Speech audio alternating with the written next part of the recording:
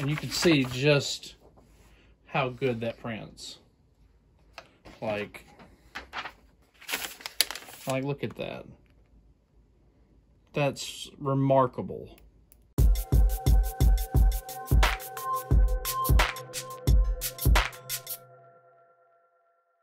What's up, guys? Today's gonna be a short video. We're gonna do something that I have never done before. This is a docking stand for an Apple iPad. And how it works is there's two pieces here that slide together. You print them individually and just print them with something that's similar. You make a nice little docking stand. Your cables go right there.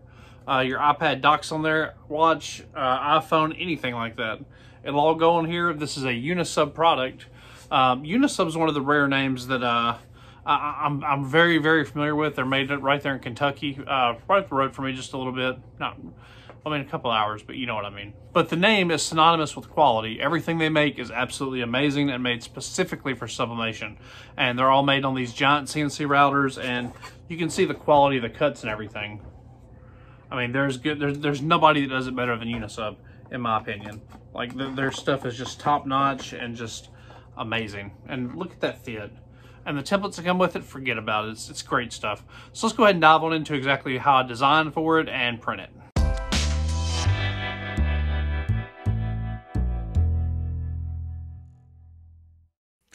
Alright guys, we're going to show you the creative process on how I make this file and everything. You can get the templates for these at DyeTrans.com. If you log into your account, they'll give you most of the things. I found these Pop-It. I'm going to do the theme of this is just Pop-It on charge. So we're going to try that. We're going to see if we can get some text. Actually, let's go ahead and flip the template because it'll make more sense to design it that way. We're going to see if we can rotate, maybe rotate the entire image. There we go. Yeah, because these pieces lock together. Like, this piece doesn't matter as much. That's actually going to be flipped. Yeah. We're going to want to do something different on this because I think these pieces will need to be flipped to be right. Yeah, one of these pieces is going to have to be flipped. So we're just going to flip this one. Yeah. So we're going to flip it horizontal. And that way when they butt together, they should reasonably line up, I think. If not, not a big deal. Be a cool touch though.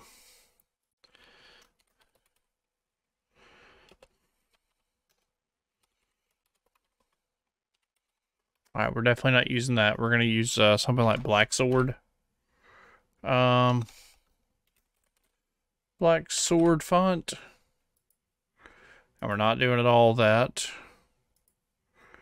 Let's see. Let's try to start at 72. No, I want something bubbly. Something bubbly. Alright, let's look for a font. I know those colors are not doing it justice. Just gotta trust me on this one. We may just do a gradient overlay and just pick like the purple and pink or two of the colors. Like maybe this one and like a pink. Or that.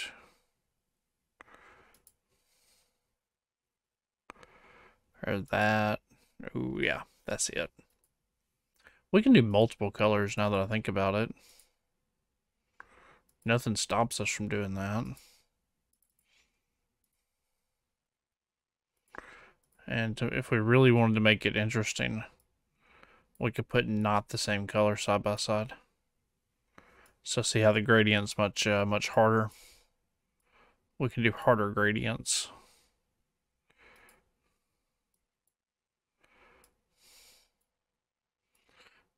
Like that. Just pop it on charge. I kind of like that actually. Maybe a little thinner, maybe a little bit thinner stroke.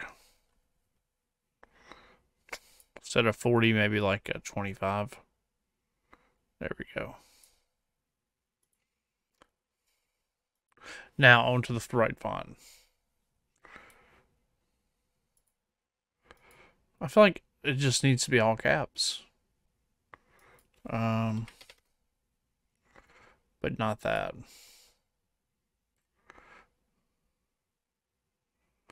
That Bug's Life's pretty cute.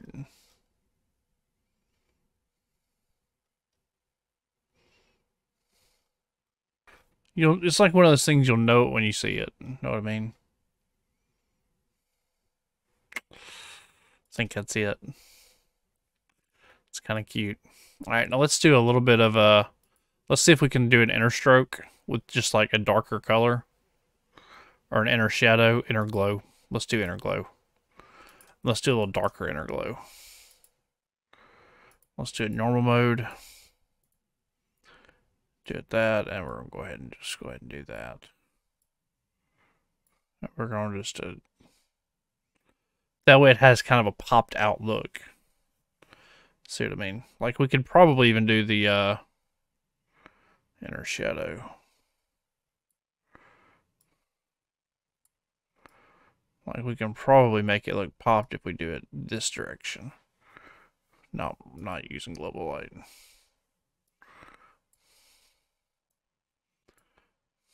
See how it looks kind of pop now? There we go. Bam.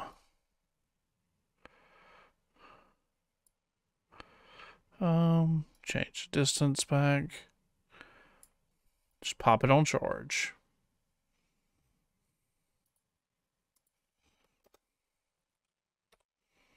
We're going to rephrase that.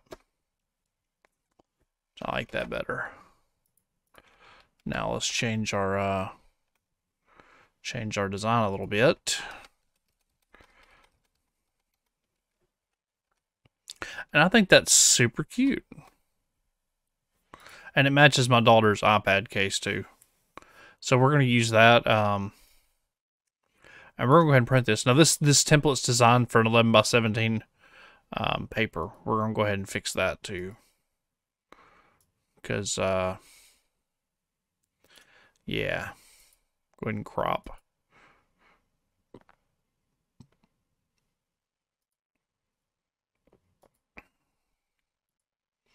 Because what we're going to do this, and then you're going to see that. So that's essentially what we're going to do. All right, so we're going to go ahead and get this printed and go ahead and get the heat press heated up, and we'll get it going. All right, I kind of forgot to say exactly what we were printing, print settings wise. We're going to print this on a sub paper, 11x17. Okay. Let's go ahead and set our 11x17 paper. 11x17. Premium presentation mat, high. Although I could get away with standard. Oh, I could get away with standard so much. Nah, let's do high. We want colors. I could get away with standard. It would look great, though. But okay. We're going to do that, though. Go ahead and do that. That way it puts it on the right paper. And again, we're doing this. Should go through the print settings real quick. Premium presentation mat, high. Mirror image. Under advanced, we're doing ICM. So we'll go ahead and get it printed.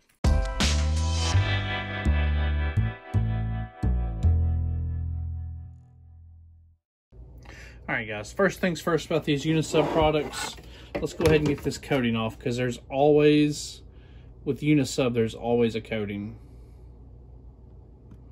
They have this clear film that keeps things from getting scratched.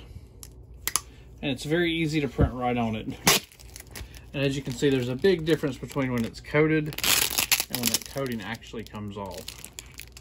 So we're going to try to minimize fingerprints while we're taking this off. Oh. There you go. Easy stuff. Now we'll go ahead and set that aside, and we'll go ahead and get the other piece.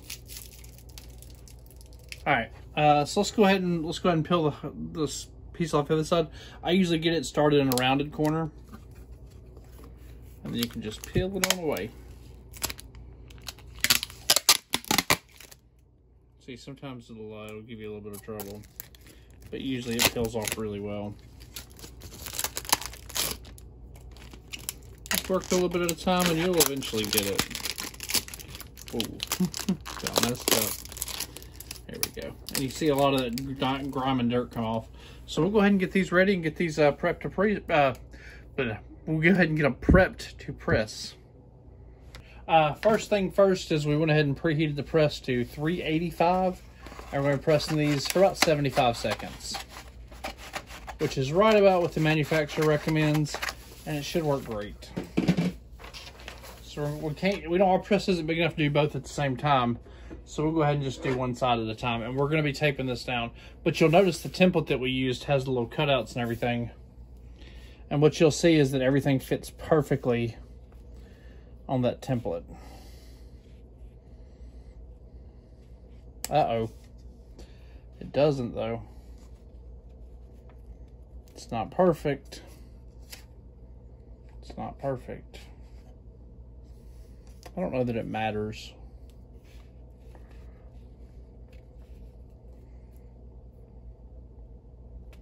Yep, a template's not exactly perfect, but it's okay. For our purposes, good enough.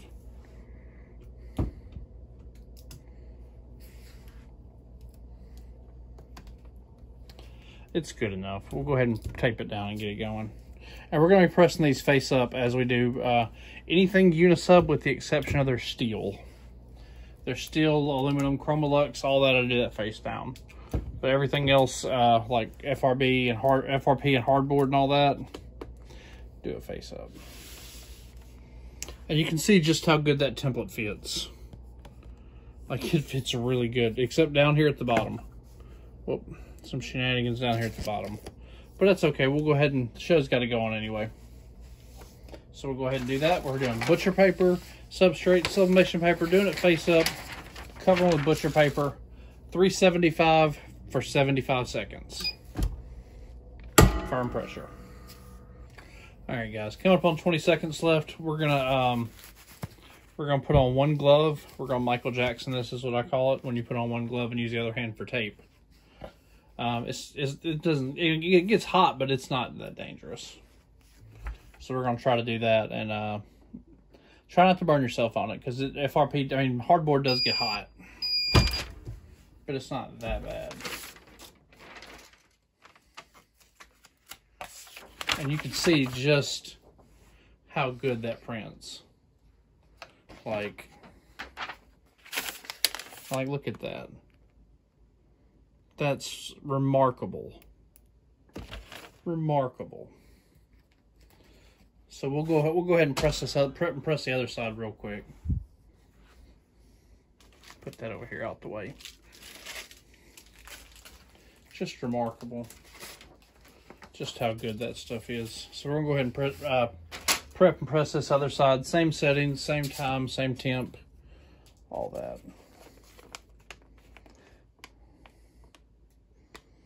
All right, so there's our template. Go ahead and tape it. I cannot stress how good the template is for this thing. I mean, it is absolutely flawless. With the exception of that one little goofy spot, but who cares? It's fine. I can't stress how easy that template makes making it. Which really, I should have turned that layer off, but it's okay. Once again, you can see just how good that template lines up. Once again, we're doing this face up, 375 for 75. And we're gonna put butcher paper on it, and we're just gonna go ahead and press it. Medium pressure. All right, guys, coming up on 20 seconds again. Once again, glove up. These are Wirester gloves from Amazon. Link will be in the description. As always, with everything I use, the Tusy press, the ink, everything. I'll include a link in the description to the to this docking station as well. It's a nifty little thing.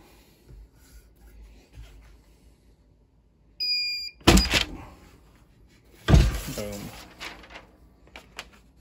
And perfect.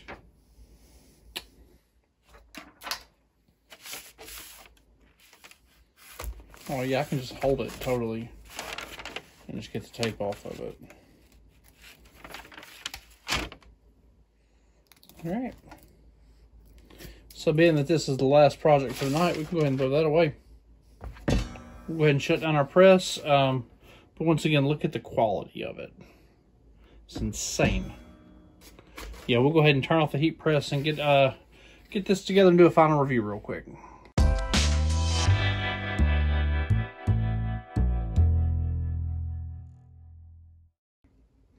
Alright guys, now the pieces have had some time to cool down, let's see just how good I did on the design. Now remember when I flipped one of the sides, I figured they'd butt together something like that when they were put together. Let's see how close I am. Oh man. Those colors match up almost perfectly.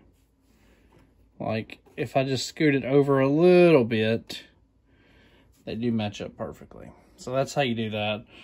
Just remember, if you're trying to match match like patterns or anything, just flip one of them and you'll have it. Simple enough. Yep, but yeah, this looks good.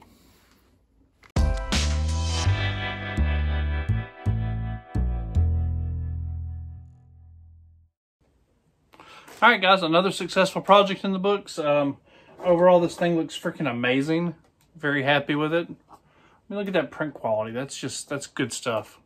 So good, so good. I'm so happy with the way it turned out.